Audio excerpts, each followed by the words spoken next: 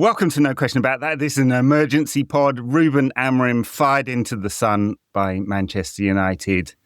With Dharnish and Jamie today. What a crew for an immediate reaction. All right, since you were first on this morning, Jamie, immediate reaction. Ruben Amorim sacked after his comments after the Leeds game on Sunday. Not that surprising. Not that surprising, not great, not a great look, I think for all involved, quite frankly. But, as we've just been talking about before we came on air, it felt like, at least in the last month or so, the writing had been on the wall. Like Amorim kind of continuing his charm offensive, but also becoming more fraught and more outspoken in press conferences. And that kind of culminated in yesterday after the Leeds draw. Yeah, look, it's not good. Right? Like, we've now got Fletcher in charge, at least temporarily. We don't know how long for, but really the goal for this season, financially, is to, at the bare minimum, get Europa League football, right? That's now made just a little bit harder, right? Yeah. I think Amorim has done a lot of good things in terms of the cultural reset, and clearly I think all of the football leadership were aligned on that. It feels like the real breakdown has just come because of the January transfer window. We can debate whether that's right or wrong, but I tend to take a slightly pragmatic approach here, which is, you can spend all you want in January. You don't typically get great value for money. And I do kind of agree with the ideology that you should buy long-term targets and not go for short-term mistakes. And sometimes you just have to adapt and live with it. Maybe that was one step too far for Amorim, post the summer, and he wanted a little bit more then. But regardless, that's how it's fallen, right? And it does seem to have been that has been the straw that broke the camel's back for Amorim. At least, I mean, I don't know if you've been watching the last month of press conferences. He's been noticeably more tetchy in all of them. The vibe definitely changed. I think Mark Critchley on the Athletic pod yesterday was talking about that as well. It appears that the relationship with Wilcox in particular has broken down, and this is around that question of long-term strategy versus short-term needs. And for all the mistakes that the Ineos crew have made, and this is their third big one that's gone wrong now, Ten Hag contract renewal, Ashworth hiring and firing, and now the Amorim firing after 14 months. So historically bad results as well. For all those mistakes, and they are big ones, they have been clear that there is a long-term strategy here, and it would appear that Ruben had other ideas. Dharnish, where did it all go wrong on the pitch? Because it's definitely gone wrong on the pitch this season and last. It went wrong on the pitch last season. I really don't buy the fact that they have binned him because of bad results. Because if that was the case, you would have binned him last season. True. The results have somewhat improved this season, but they were always going to. You were always going to be higher than 15th. They signed Mbuemo, Cunha and Šeško. That was always going to improve things. I seriously think that in terms of on the pitch, he actually made adaptations this season. More long balls, better from set pieces. He's even played a back four in the last 2-3 games. It's happened because football is just such an odd environment now where you can get sacked if you fall out with your manager. Football is basically like any job on Indeed or any other corporate job where it's like, oh, I don't really like my manager. I'm gonna say some bad words about him in the anonymous review, and then he's out. Except his anonymous review is a press conference to millions of people around the world. Yeah, I think interesting. It's very 360, right? I think it's very, very salient to sort of realize what has happened in the last 3-4 games, because tactically he changed a lot. The last 3-4 games, he changed a lot. Wolves, Bournemouth, and Villa. He played a back four. I don't know if this is true or not, but some of the reports that I've listened to and some people have told me he was convinced he was going to get Semenyo. They were better in a back four, absolutely. Or he looked more like a Man United manager when he played in a back four. Mm-hmm. Things, I think, became awry after this meeting with Wilcox. I think he told him, look, mate, can you play a back four again? And then apparently he said back to him, how do you expect me to play a back four? All my players are missing.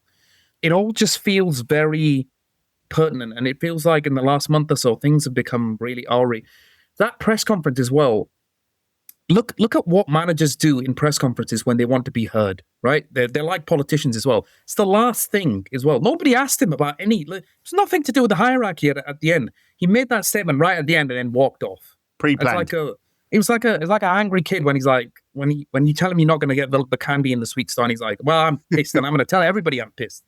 Yeah, he has proven to be quite naive in some respects. I mean, the openness, which we really enjoyed when he first came in, the kind of charisma that he's got, the big dick energy, has always been there. And that's part of the reason they hired him as well, because you need to have that kind of charisma to be a Manchester United manager, don't you? You know, right? Yeah. Like, look at Ten Hag, no charisma, no one warmed to him ever, basically. and people warmed to Amorim, but that, you know, that openness and honesty was a little too much. I think Sunday was pre-planned. I think he had a thing to say. I agree. He didn't need to say it. I think it was pretty naive. I mean, I guess he's going to walk away with a big payoff. We can ask Jamie about just how big that payoff is going to be. It's going to be substantial, like never need to work again size of money. But clearly the falling out has been around long-term versus short-term. You know, the fact that Bruno was out, AFCON players, a few other injuries all at the same time was done for him. But the club, again, have just been really clear. They're not going to buy anyone that they wouldn't have bought next summer anyway, right? So if they could bring it forward like Semenyo, if it's a long-term plan, they have a view around squad construction, which personally I think we all think is right. Yeah. Now, whether they're executing on it is another question. But the idea that you have long-term planning, we've asked for that forever since Ferguson, right? It was clear that Ed Woodward, as director of football, did immense damage to United. And so now, whether we got the right people in place and whether they're executing right is a different question, but strategy appears to be right. Amorim had another idea, and it's just what a massive irony or coincidence that in the same week, Maresca and Amorim have basically had exactly the same argument with their owners around who has control and who doesn't. The point that Amorim made about him being the manager, I mean, it's obviously wrong, right? He was appointed head coach, but the mismatch in expectations between what Ratcliffe, Barada and Wilcox wanted, I guess throw Joel Glazer in there as well, and what Amorim thinks he asked for or thinks he had. It's really interesting. You go back, the interview he gave basically in his first week with MUTV, where he's like, the manager has to have full control. Like, it certainly puts things in a different perspective now. So, Jamie, how much is he going to get as a payoff? What was he paid, and how many millions is he going to be spending in his apartment in the Azores or wherever he's going to go and chillax for now? He might not spend any of it. He might put it all into a nice money market fund, make 4 or 5% a year. He might do that. Well, it's the if you want to get rich strategy, you take your capital, you live on no more than 4% of it, right? And you ensure that it continues to grow. So there you go. There you go. But no, I imagine it was somewhere in the region of around, I don't know, 7.5 million a year. So I think with about 18 months left on that deal, he'll be probably paid just over 10 mil, which is obviously going to come out of the transfer kitty. It's another Tyrell Malacia-ish that we can't sign. But how does that work with the squad cost rule? It's going to be counted as salary, basically a payoff, isn't it? So it would be part of part of the calculations. Yeah, exactly. It's kind of football operating costs, and the cost to fire a manager will absolutely be in there. So it will be a negative, but we're so clear of that 85% threshold that won't be an issue. Yeah. It will just bring kind of cash into focus. And I think I did a post about it earlier, but I do think I was trying to kind of go through the timelines of what's happened, right? And to your point, there has been now 3 decisions that have gone wrong. Keeping Ten Hag, sacking Dan Ashworth, and now Amorim. If you look at when, quote unquote, that full leadership team was in place, you can maybe explain away at least one of those, if not 2, right? For this next decision, the focus and the spotlight now is on Barada, Wilcox, and Vivell. I've seen a lot of people now starting to turn on Wilcox a little bit. Like, I just don't think it works like that. Like, that's not the reality of the situation. But they've all had their feet under the table now for over a year. Yeah. They should all be aligned on the direction they want to go in. Yeah. Look, I've said before, I've always been agnostic about the formation. It's more, to quote Van Gaal, philosophy, that sort of stuff. Yeah, you'd think you just need to be flexible to what's put in front of you in terms of formation. But the reality is now we don't have that much leeway in order to evolve the squad. And so that direction needs to be followed through in all aspects of the club now. And I don't think there are really any excuses. No, there aren't. And it's going to be a massive decision next. I mean, Darren Fletcher's taking charge for the Burnley game, probably Brighton as well. I can't imagine they'll find an interim in the meantime. And then the reporting is that they'll appoint an interim until the summer when they'll try and appoint a permanent manager. And although that sounds pretty chaotic, it's probably the right thing in terms of their strategy. They'll want a long-term manager. There's going to be lots and lots more available after the World Cup. Nagelsmann, Tuchel, just to throw out a couple of names there. Obviously, Tuchel they spoke to before when they were thinking of sacking Ten Hag in the summer of 2024. He wanted more control than they'd give him. Keep that in mind, folks, when we're talking about appointing the next manager. I mean, the irony, of course, is that every single club in Portugal, including Sporting, had a director of football to which the manager reported, including Amorim, who reported into the director of football, who is now at Manchester City. So it's a tension in modern football, isn't it? The amount of control that coaches have. And it's very clear now that United are driving this top down. And I guess the surprise, if you put it that way, is that it's taken them so long for this to come to a head, if that was the essential tension. All right, Dharnish, where do we go from here then? I mean, the short term, the prize is there. I keep saying this on the pod. Like we're on for a 60-point season. In Ten Hag's FA Cup winning season, when we were 8th, we got 60 points. 60 points would have got you about 8th last season as well. 8th is not going to be good enough.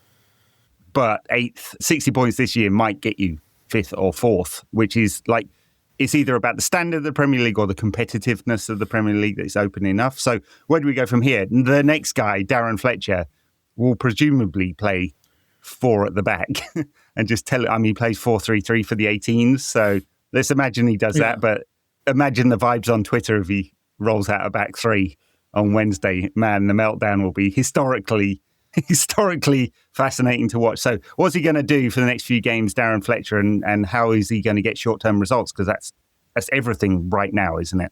Yeah, I mean, you say imagine the meltdown if you play 3 at the back. Imagine the meltdown if he plays 2 of his sons. I really want to see that. But please, I just want him to do it just for the vibes. It'd be great. Please, I'd do it. Diego Simeone does it. It's true. And just going back to Jamie's point, I can't believe, he's costing us a Tyrell Malathia, and those pictures of him smiling just come out recently. But anyway, laughing and joking as he left Carrington. Yeah. Well, no, not even that. There was pictures of him smiling with his wife. Stop having a good time with your wife. What are you doing? I mean, where do we go from here? There's reports that I think they're thinking of Michael Carrick as an interim. I would be absolutely on board with that. He showed a good range of tactics when he took over as interim before. I think it was after Erik Ten Hag. Yeah. I think he had, he 4 took games? over a few four games. But that was with Ronaldo as well. I think he had a good record. He showed that as well. He could play a different range of football. But in terms of where we go from now, it's difficult because I keep thinking of that Marcus Rashford quote where he said, "Stop changing and just stick with one guy."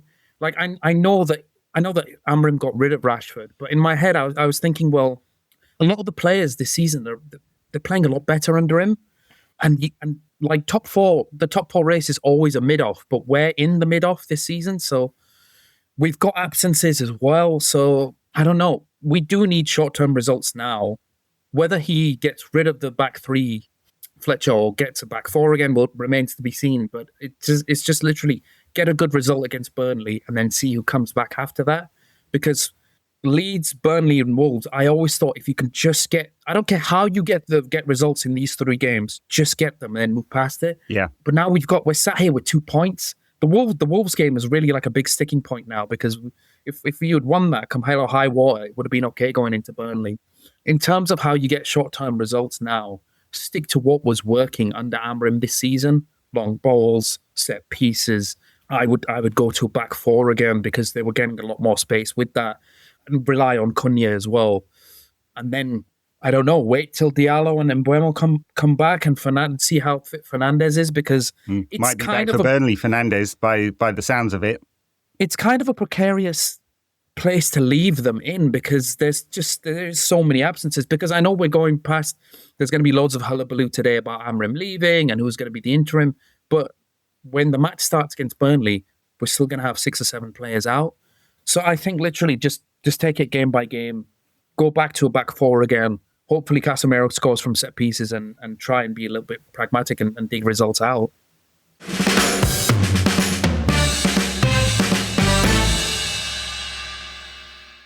It's the final chapter of the college football playoff. It comes down to this. Miami's unmatched grit and tenacity through the postseason has led them home. The national title now within reach. They are confident. They are battle-tested. Undefeated Indiana, led by Chris Signetti and Heisman winner Fernando Mendoza, have the chance to take home their first title and claim college football immortality. The most remarkable turnaround in the history of college football. The College Football Playoff National Championship presented by AT&T. Monday at 7:30 p.m. Eastern on ESPN and the ESPN app. I had that dream again. My small business needs to hire, but I don't use LinkedIn, and I hire wrong. So our orders get all backed up. We're drowning in paperwork, then actually drowning. Carol is fighting off sharks with a stapler, and pirates are pillaging the office copier, and then I wake up. Don't let hiring nightmares ruin your dreams. LinkedIn Jobs' new AI assistant goes beyond the resume, using unique insights to deliver a smarter shortlist. Post your job for free at linkedin.com/quality. Start hiring today with LinkedIn. This episode is brought to you by Stouffer's. Here comes 3-time juggling champion Natalia Rogers. She's juggling law school, her TA job. Oh, narrowly catches the laundry. What's that fourth ball? Parents unexpectedly showed up at dinner time? Is that too much for Natalia? Not with Stouffer's Chicken Alfredo and its mouth-watering mix of Asiago, Romano, and Parmesan. When you're juggling 4 things at once and the clock strikes dinner, think Stouffer's. Yeah, I think pragmatism is going to be the name of the game right now. Stability, not chaos, and just go to what everyone knows. So for all the improvement in results, some improvement. It's at least not as historically bad as the end of last season.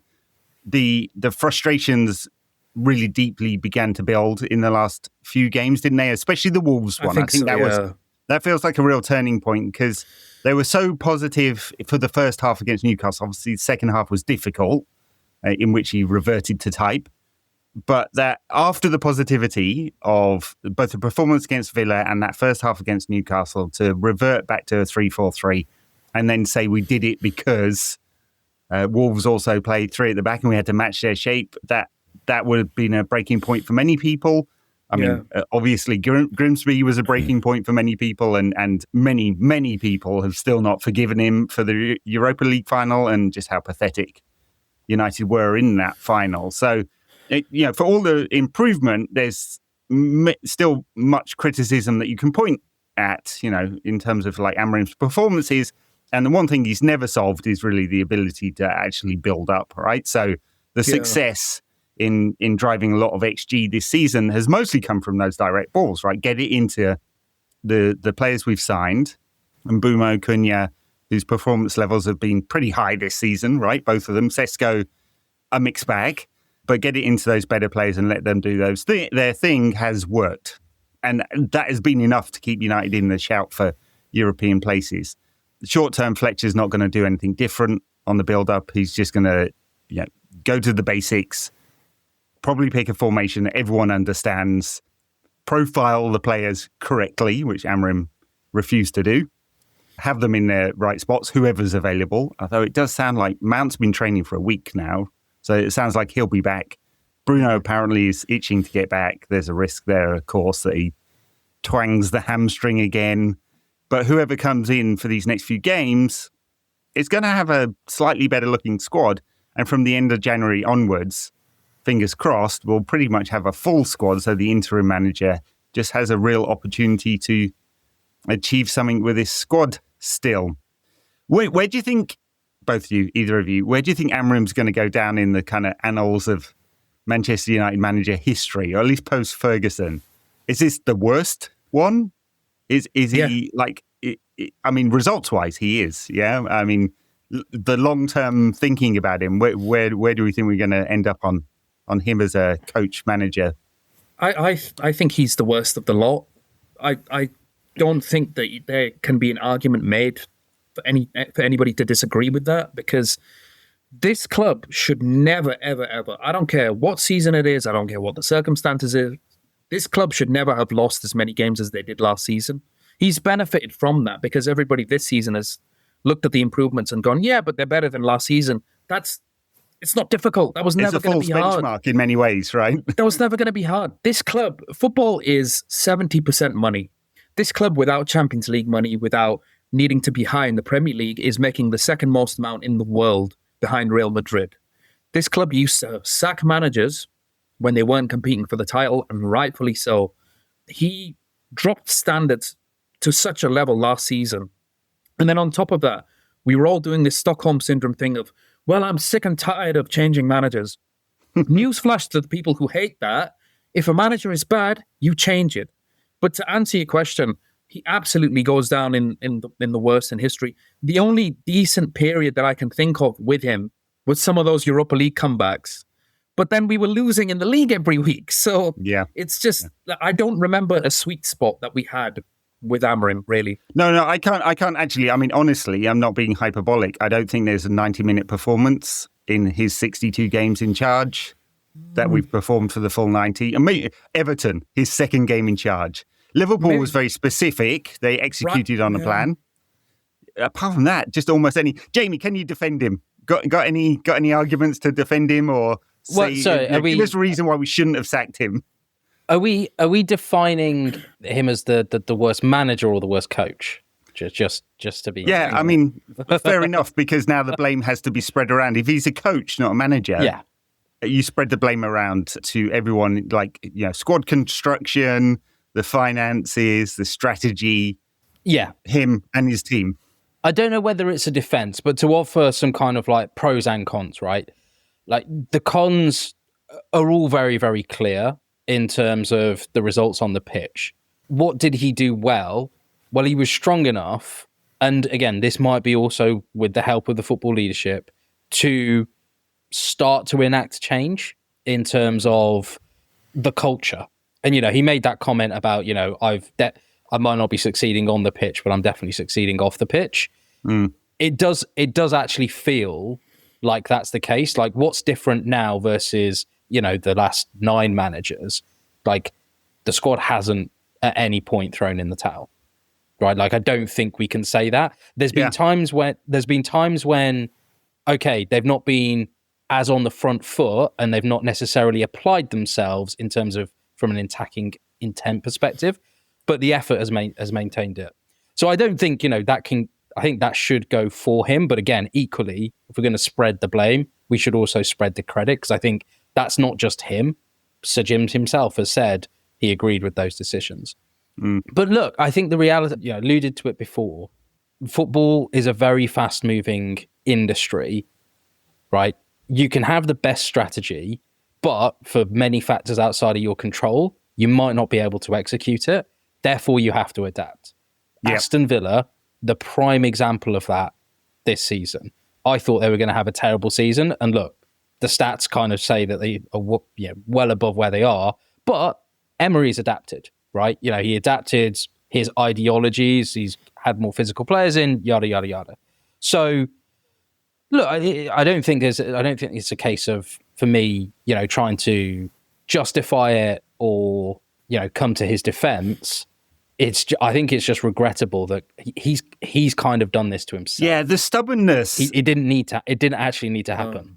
The Amorim's stubbornness is extraordinary, really. I think most top managers, even if they have a set philosophy, would have more quickly adapted to both what he laid in front of him, as you're saying, right? So in terms of the squad, that's the squad he had. He got rid of, I guess, what he saw as bad eggs, disruptive influences or players that weren't performing. Not all of them, but on the cultural side, the ones he thought wouldn't go along with the ride. But he didn't adapt at all, right? So he's made the point over and over again that a formation is just a formation. It doesn't really matter. because in different phases of play, you have a different formation, and he's right. But his principles or his philosophy or his system, those words are often used interchangeably, he wouldn't adapt at all. Yeah. And I think that kind of stubborn streak will not serve him well in his career if he's not willing to do that. He's definitely going to have to change some things if he wants to be a top coach, and I assume he wants to be.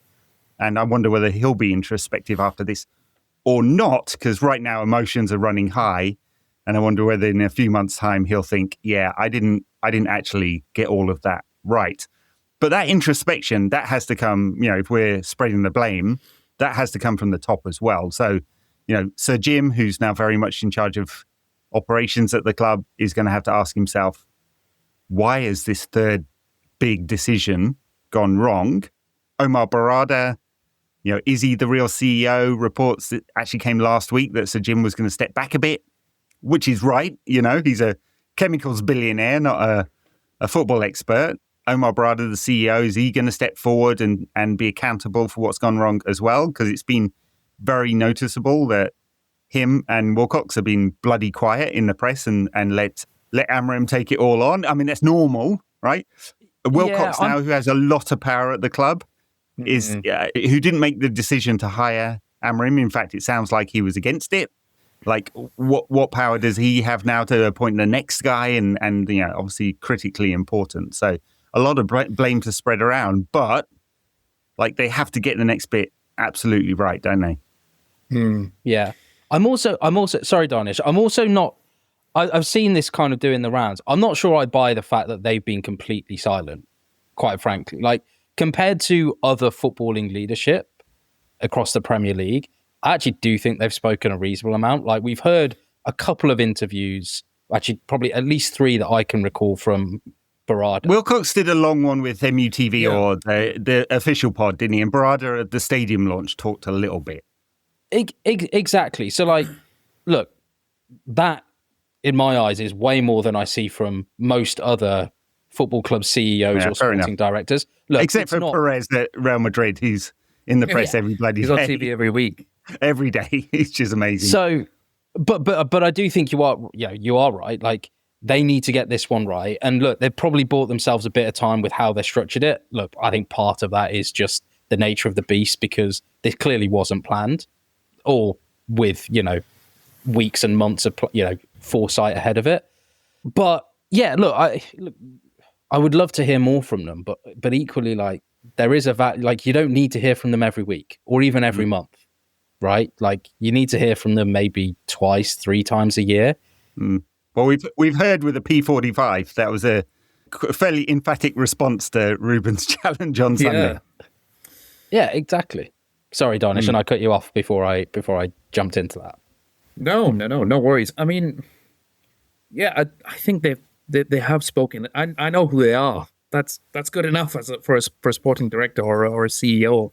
In terms of getting the next decision right, I'm not sure that I really trust them to get that right, just because they've had 3 big decisions to make, like we've all said, and they've got them absolutely catastrophically wrong.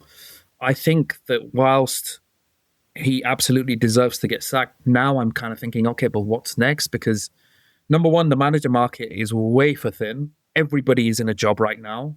Every elite manager is in a job. They're either going to the World Cup, and I checked Nagelsmann's contract yesterday. He's staying till the next Euros. So I keep having this fever dream of it's going to come back. That depends. It does depend. Yes. It does depend. But I keep coming back to this fever dream of, is it going to be a case of Pochettino does really well with the American team and things finally align and he finally gets that job because he's been very close to getting it before. Yeah. Yeah. So I don't know what comes next, because we are just another elite club now. It was a very special club because they became elite through one man's sheer force of will and the way he changed the recruitment and scouting. It was very much buying youth and using youth to become the best. They didn't become the best because of a rich owner or anything like that. I thought that continuity would mean that they would always be up there, thereabouts, but things have gone so bad after that. We are just another elite club now. So it's a case of, do you go for another elite manager, or, and this is what I would do, go for somebody who knows the club inside out, because you have to rely on what the club still is. You have to thrive on the advantages that United brings. It still has that fear factor a little bit. I don't know how, by the way. People still love to talk about us. My phone was blowing up this morning. I was like, bro, mine too. Yeah. Bro, we've been shit for 10 years. Why do you even care? But we still have that. I woke up at 5:30 a.m. to more than 100 WhatsApps. So there you go. I got missed calls. I was like, mate, I got a life. Can you stop calling me? I want a manager who is going to rely on the youth, who's going to risk it. Because I really felt like Amorim's undoing was realizing that this guy is just so risk-averse. He never goes for it. Yeah. He never throws the kitchen sink at it. At least Ten Hag had that. Youth, going for it in matches and using the fact that you're United and you still have that aura. You want to appoint Big Ange then, do you? It sounds like. Absolutely, mate. Yeah, absolutely. It is a really interesting decision who comes next. And obviously, the way they're structuring it, they've got a bit of time, right? Get an interim in. If that's Michael Carrick, he knows the club inside out. Ollie is available. Bring in the triumvirate. Come on, man. Come on. Fletcher, Carrick and Ollie together. Get the band back together. And whilst you're in it, Fan service. Yeah. Call Rashford in Spain. See how he's doing. Yeah. Well, I mean, obviously, clearly we're making some fun of it, but long term, they've got a really big one. And do they swing, right? I know how this works at major institutions. When you're thinking about strategy, it's very easy to rationalize backwards the things that went wrong. And you can go, okay, that wasn't the strategy that was wrong. It was the execution of it. It was the people doing the job at the coalface. They got it wrong, not my problem. And it's going to take some very brave and some proper leadership from Wilcox-Barada and Ratcliffe and Glazer, the Glazers, or particularly Joel, to go, why did this go wrong? Buy some time now with an interim and go, what do we really need? Look at the squad. I know I've mentioned this before, and I'm labouring the point, I know, but Liverpool did look at Amorim and they decided they'd need to spend too much money in order to adjust it for his needs. That has proven to be true at United, right? So we, as a club, we got it wrong because we couldn't invest fast enough for Amorim. Amorim got many things wrong too, but there's obviously, we must back the manager vibe on Twitter today. And you understand it, but there are reasonable constraints on the finances, right? We're no longer a club that pays out dividends to owners. All the money goes into football. They even fired 400 people in order to increase the amount of money going into the football. Now, whether they're getting it right or not is a different question, right? They are trying to maximize the leverage that United still has in order to get the best results on the pitch. It's gone wrong. So leadership now have to go, why the hell did it go wrong? Let's be honest about that, deeply frank about it. I don't know whether you saw Nathan Salt was from the Daily Mail, who had some scoops this week, I have to say. Got some stuff pretty right, and not normally one to praise the Mail. I know. There's not much to like about it as an institution, but he got a lot of things right. Anyway, he posted the Ineos wheel of, how do you put it, culture wheel, right? Words they don't like, words they do like. Included in the words they don't like, making the same mistake twice. And which is interesting. I mean, fair play. They made it 3 times, not twice. So maybe they're still within their cultural remit there. But going forward, they just can't do it again, right? We cannot afford to, But that doesn't mean you double down on a mistake, right? So, which it felt like from Sir Jim's interview a couple of weeks ago, that they were going to double down on Amorim, come what may. Results didn't matter. Yeah. You just had to. We're going to go for this long term. He's got 3 years, come what may, and Amorim burned his bridges, maybe Wilcox too. It became untenable for reasons other than results, right? So here we are with an interim going forward. Jamie? Yeah, I was going to say, I think, have the footballing hierarchy got enough to justify to Sir Jim and the Glazers to say it was execution of the plan that went wrong, right? Barada has been quoted in the press talking about not formation. We want to play attacking front foot football. He has read Wayne Barton's book, Football Taught by Sir Matt Busby. Good book, by the way. Good book. Yeah, I've actually ordered it. So that's going to be like some of my New Year's reading. So I tend to think that if they're saying that publicly, they will have said it privately. You can point to a bit of bad luck on XG, and the fact that when there were tactical tweaks, you did see a noticeable spark in uplift in performances and to a lesser extent results. I think whoever they hire, they need to be really clear about what the remit is, both from a footballing perspective, but also like what's going to be possible and how they're thinking about evolving the squad. Yeah, you cannot have this situation where the manager and the leadership have different ideas. Exactly. I mean, clearly there's a failure of communication there. That should come from the leader, right? So that's Ratcliffe and Barada who have to own that. And there's this point about quote unquote old school like managers who want that full control, right?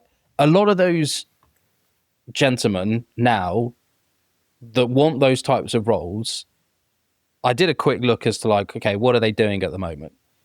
Pochettino infamously wanted lots of control, US men's national team coach. Tuchel wanted a lot more control than Amorim, England manager. Nagelsmann wanted more control at Bayern Munich. He's now in charge of Germany. Klopp, he's now sporting director himself to get the control. Mourinho, he's in Portugal. Emery and Arteta, probably the other two, who have basically had structures built around them. Yeah. Mm-hmm. Like, it's not that prevalent anymore. And I think, my working assumption was they were very clear with Amorim about that. We all saw the initial press release. It was a head coach. So I think being really clear on that. And look, you can never prevent someone just going rogue and going off script and effectively kind of getting themselves fired. But as long as they're clear on that and those three stick to their guns, then theoretically, I will stress that should outlast any coach and any manager. Now, look, that's a really long stretch as we sit here today, but that's the faith and resolve that really those three need to have. Yeah. Fair points. All right. Before we close out, I've got 8 minutes before I have to jump off this emergency pod, a roundabout. Let's talk about who might be the next permanent United manager. I think the assumption should be that it's Fletcher for a couple of games, Burnley and probably Brighton Cup game, and then we get in an interim. Maybe that's Carrick, maybe it's someone else. I'm just going to go through the odds. Dharnish, react to this, right? The odds of next permanent Manchester United manager. Okay. Glasner, Fletcher, Maresca, Southgate, Xavi Hernandez, Iraola, Carrick McKenna, Eddie Howe, Laurent Blanc, Unai Emery, Zidane. We can discount a few of those, so you can forget Southgate. I think that's not going to happen. You can forget Eddie Howe. At Newcastle, Laurent Blanc, I'd be surprised unless he's an interim. He doesn't have much of a record, really. Emery's doing a good job at Villa. They are very rich, and Zidane wants to become the French coach. So you can discount most of them. Have you got a favourite, and why? Sorry to put you on the spot. I need the memes. Tell me right now so we can destroy your reputation on the internet. It's already destroyed. You don't have to do that. I know. Out of that list, I'd say the most likely... Wait, is Marco Silva on that list?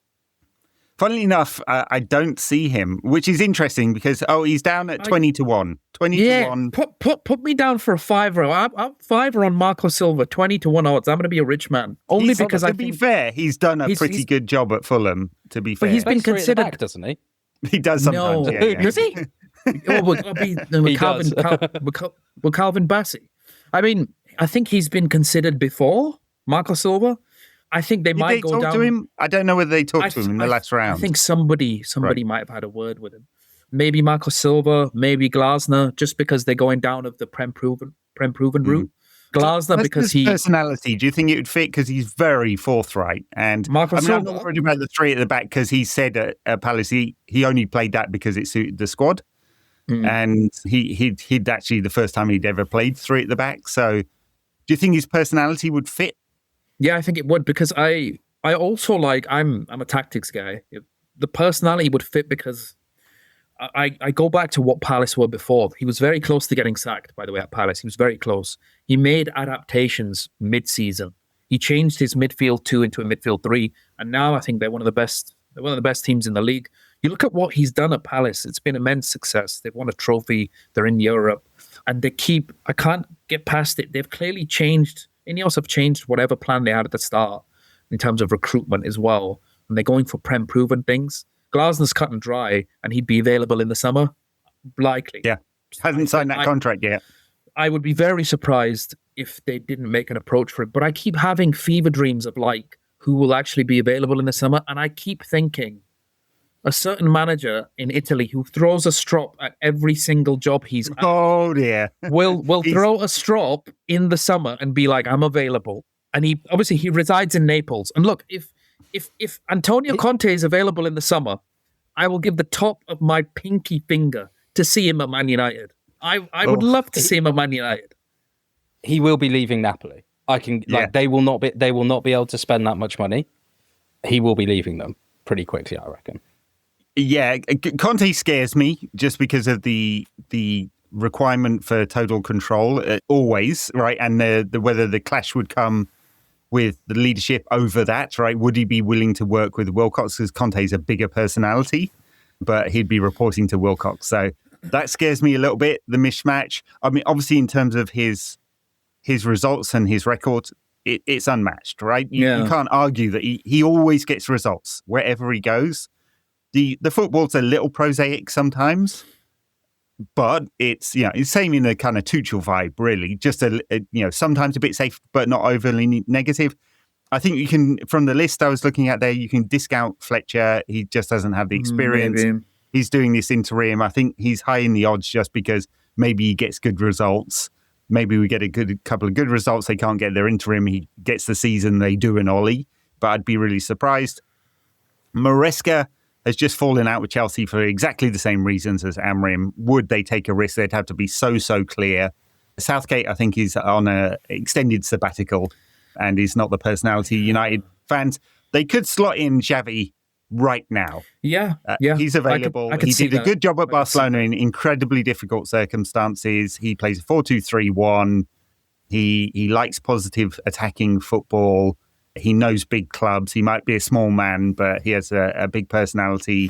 I don't know about his English. And obviously he's never played or managed in England. It's okay. He promotes a lot of youth. Like a lot of the Barcelona squad that you see today, that they're fully fledged in the first team, and he brought a lot of them in. Is Maresca on that list? Maresca is at 4-1 as we are speaking. So would he do an interim job or would he want it permanently? I don't know. I think it'll be Carrick as an interim. From what reports have said today, I think it'll be Carrick. He's available. He knows the club. Iraola, I mean, he's done a fantastic job at Bournemouth, incredibly so, given that they sell all their players constantly. Yeah. Bit negative. I'm trying to... It's not negative, right? It's high pressing intensity, but a lot of long balls. It's a kind of football that doesn't adapt well to an elite club. Could he adapt? That's the question. He seems like a very intelligent man. Like, comes from the Basque school of coaching, like as everyone does. It's the vibe these days. But it would feel risky. Would United go for it? Yeah, I think it's plausible that they could go for it, because I'll say once again, whoever does really, really well in the Premier League, you should pay attention to it, because it is the Super League now. The Premier League is so far ahead of the other leagues. It's insane. His Bournemouth side this season has had to deal with a lot of losses in terms of House and Zaberni going. Kirk is as well. Semenyo is now leaving, likely. Again, they did the same thing last season. Bournemouth lost a lot of key players last season. He adapted. They should have probably been in Europe. And a lot of the good stuff that I've seen from him at Bournemouth, it's all without the ball. I want to see United really improve without the ball. They have this season. But I feel like if they were to continue to do that, that's where football is going. Areola, Glasner, and Maresca, I think, would be, and Silva as well, I think would be the four most likely. I don't know about Jamie. All right, can I throw a name in? Currently at 20-1, which is well down the list, is Julian Nagelsmann. I want him in just for the rigs. Come on. For the wrist. The clothing. For the wrist. For the rigs. For the rigs. He wears a suit with ankle socks and trainers, so it's brilliant. I just want to see scooters. Scooters. Yeah. Was it a scooter on a scooter? Was it a hoverboard or a scooter? Was it a hoverboard? I think he's done hoverboard as well. Hoverboard, yeah. Just brilliant. Love it. Brilliant. But to be fair, like, I'm being flippant there because, he's a bit of a character, but he if you want a template for the kind of football you would expect at Manchester United, he will play it, right? It's attacking football. His Germany side are pretty good. I mean, I think they have a few weaknesses that you can't solve in the transfer market, obviously, because it's international football. But he would probably, and he speaks great English. He's got a big personality. He would probably slot in quite well. Whether he wants to leave Germany or not is another question. The Bayern thing, I'd kind of discount. I know he fell out with Bayern, but everyone he falls probably out shouldn't with have been Bayern. sacked. Yeah. Yeah. I mean, he would get more control at United than he would ever, you can't do anything as coach at Bayern. And so that's interesting. The next one on the list, and then we're going to have to leave it. 20-1, Wayne Rooney. Yeah. Wayne Rooney, come on.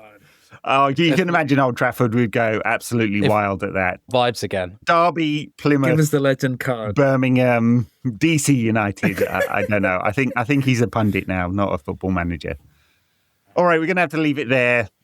Thank you, chaps, for this emergency pod. We'll get this out, and if you're listening, no doubt we'll do an extra on this, and then I think I'll get on with Wayne, and we'll talk about football talk by Matt Busby and Omar Barada's reading of it, because surely Wayne has more insight into Omar Barada's thinking than anyone else now. Something like that. All right, Amorim gone. Surprised, not surprised, both at the same time. It's as with United, it always comes as a big shock. I suppose we'll be back later in the week with a Burnley preview and review as well. Thank you, everyone, for listening. Jamie, Dharnish, you hopped on an emergency pod. Thanks a lot, chaps. Till next time.